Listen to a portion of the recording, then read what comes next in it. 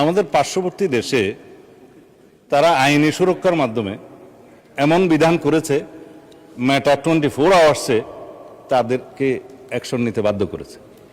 কিন্তু আমাদের বিটিআরসি এবং এই সংশ্লিষ্ট সাইবার আইনে সেই বিধানটা নাই।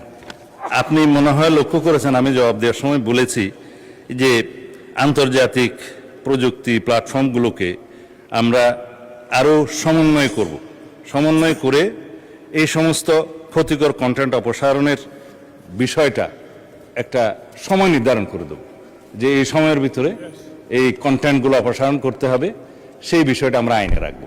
যেহেতু এখনো পর্যন্ত আইনি বিধান নাই, তাদেরকে আমরা রিকোয়েস্ট পাঠালে, বিটিআরসি থেকে রিকোয়েস্ট পাঠালে আমরা বিভিন্ন অথরিটির কাছ থেকে বিটিআরসিতে দিই, বিটিআরসি সেটা ব্যবস্থা নিতে পারে না। তখন এই মেটা বলেন বা টুইট বলেন, আরও যারা বলেন, তারা বলে যে তোমাদের তো আইনটা ঠিকমতো নাই, সুতরাং আইনি কভার না থাকলে সেটা প্রেশার দেওয়া যায় না। সেই বিধানটা করবো মাননীয় স্পিকার, আমরা সেই আইনটা নিয়ে আসলে আপনারা দেখবেন। ধন্যবাদ।